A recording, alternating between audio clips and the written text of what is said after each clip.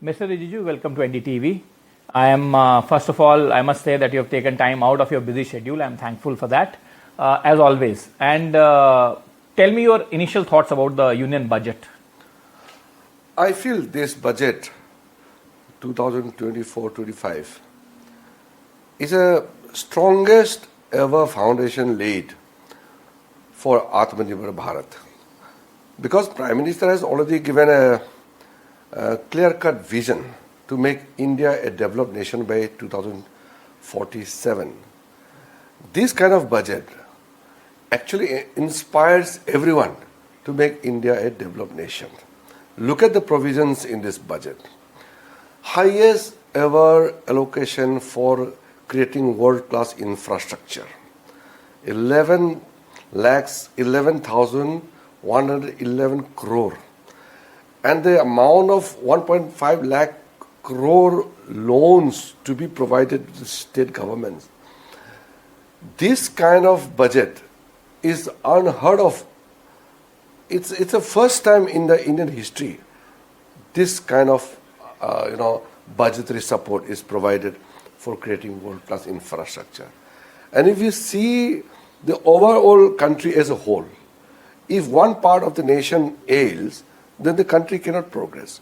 So the focus on the eastern India, right from Bihar, Jharkhand, West Bengal, Odisha, and Andhra Pradesh, and the entire northeast, this region has high potential for economic growth. But unfortunately, the eastern India, despite being very resourceful region, could not contribute much.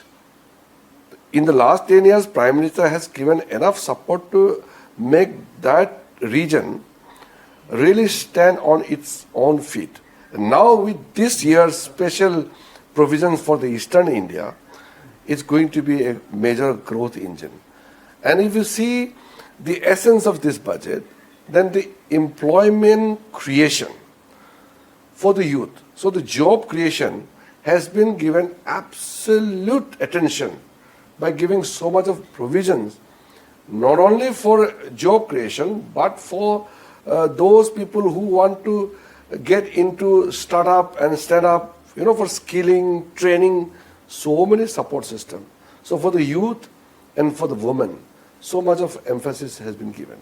And for the farmers, the kind of support, and for the small-scale industries like those shrimp industries and all, these are going to create a huge rise in the manufacturing sector, especially in the MSME. And then you see the social structure. Today we have a very, very solid foundation to have a very vibrant society. But within the society, now the status of farmers, they have been improved so much in the last 10 years. Now the additional support provided to the farmers in this budget. And then if you see those special care being given for the middle class, salaried class, the pensioners, these are some of the schemes. I think it has given a huge boost to the most needy people, the weaker section, and the middle class. And if you see special care given to the vulnerable tribal groups, many of the tribes in India are small. So electorally they are not important, but they are left out. So special packages for the tribals.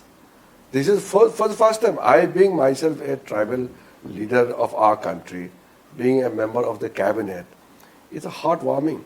I must thank the Honorable Prime Minister for thinking so much for the tribals of India. And the banking branches to be established in the far-flung areas of the northeastern region. So overall, if you see for the industry, for the farm sector, for the infrastructure, everything has been taken care of, including some of the focused small areas which are normally neglected, like the cancer drugs being made so cheap through this budgetary provisions. So combined as a whole, if you see the budget, I feel this budget will lead to make a truly Atmanirbhar Bharat and Viksit Bharat. Mr. Rijiju, it's interesting that you talk about the support to states, but many will say that you have provided maximum support to your own allies, that you have given money to Andhra Pradesh and you have given money to Bihar, and that is why Eastern No. region has come to prominence. This argument is totally flawed. First of all, when the Andhra Pradesh state was bifurcated, the Congress party promised many things, but they did not plan properly, and for political reason, they bifurcated. Now Andhra Pradesh is suffering. So in last 10 years, whatever support has been provided, it has been given a concrete shape in the provisions which are provided in this budget. So Andhra Pradesh is a very potential state. So the commitments which were given earlier Congress party are now fulfilled by Modi ji. And Bihar, such a ancient and such a state with hard-working people, but unfortunately Bihar had been ailing. So the flood situation which comes from Nepal and causes havoc in the state of Bihar are being addressed for the flood control measures. And then some of the iconic venues like Nalanda, Bodh Gaya, Rajgir, these are being given a new impetus to develop on the line of its rich heritage and those infrastructures which are being mentioned. So it's not only Bihar and Andhra Pradesh. They require so much which are being announced. But if you see the total budgetary provisions, it is for everyone. If you talk about all the provisions which are available in this budget, every state will equally get opportunity to prosper. Not only that, the competitive, federalism which the spirit which Prime Minister talked about, if the states develop, the country will develop automatically. So this kind of, a spirit of competitive federalism has been given in this budget with proper support from the center. I don't think anybody would, in a sane mind, would criticize this budget. If opposition parties are criticizing this budget, that means this budget is good. Because they are unhappy because the budget is good. If budget had been bad, the opposition would have been excited. So the opposition parties are very, down with low spirit because the budget has excited the people of the country.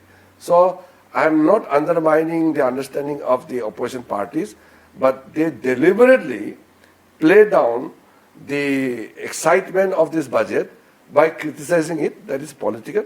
But as a genuine person, as a genuine citizen, I feel everybody would welcome this budget, and this is one of the finest and most balanced, progressive budget I have ever seen in my lifetime.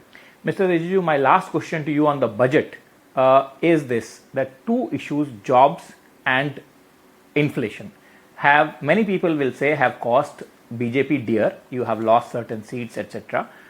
What do you think this budget has that these two issues can be addressed? And going forward, obviously these are not, joblessness is an old issue in this country, and with the rising population that issue cannot be solved overnight. But what is it moving in the right direction is the question that many people would ask. No, absolutely we are on the right direction. The fiscal management of this government has been the best ever. If it's the inflation, look at the 10 years of UPS inflation, double digit, and look at the inflation during Modi ji's 2 term and now beginning of 3rd term. Everything being controlled. Worldwide, all the major countries, all the major economic institutions, all leading economies of the world are praising and also telling the world that India is the bright spot. India is one of the growth engine for the global economy. Now, this has never happened in the history of the modern world, that India has been the driving force for the world economy, and it is the fastest big economy in the world. Is it not a matter of pride for every Indian? So let us not do politics when it comes to economy, it comes to national interest, because we have the best financial management in last 10 years, and our prudent fiscal policies have paid dividends, and everybody is excited. The country is growing so well. So now with the growth of the country, the expectation also rise. So the employment issues are genuinely being addressed by this budget, because the job creation has been one of the fundamental priorities in this budget, and I feel that the amount of jobs it will create, so the major whatever concerns the opposition people are saying are totally addressed in this budget, and wholeheartedly everybody should welcome this brilliant budget presented today by Nirmala Sitharaman. And my last question to you, Mr. Rijiju, before I let you go, I know you are getting delayed and I'm sorry for this, but my last question, you are a senior politician, Mr. Rijiju, the Parliamentary Affairs Minister of the country. And in the Parliament, after many, many years, there is now a almost evenly balanced opposition and the treasury benches.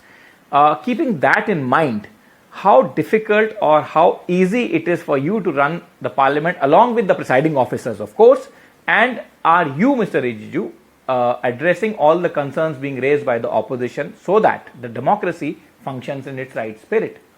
I feel this 18 Lok Sabha is interesting, and it is very challenging for me as a Minister for Parliamentary Affairs to run the House, because India is a vibrant democracy. And sometimes democracy can be a little bit messy and noisy. I think that's fine. If the Parliament is not noisy at times, people may say it's boring. I don't mind Parliament being, having a very heated debates and discussions. The only thing I would like to urge the opposition parties is have debates and discussion. Question the government, but don't disrupt the parliamentary proceedings. What opposition people are and have been doing is stop the parliament functioning, and which leads to sometimes, wastage of the precious time of the parliament. So I feel that now opposition parties are coming to the term that creating disturbances, disruptions, and blocking parliamentary proceedings doesn't pay political dividend. So better sense should prevail, and we must come together around the parliament. After all, parliament belongs to the people of India. It just doesn't belong to the ruling party or BJP. It's for everybody. It's the NDA or the India Alliance. We all have to ensure that the parliament runs. As a healthy democracy is something which we are always proud about. Healthy democracy is something that India is always proud of, says the Parliamentary Affairs Minister, who has one of the toughest jobs on his hands. Thank you, Mr. Rijiju, as always, for joining NDTV. Thank you. Thank you very much. Thank you.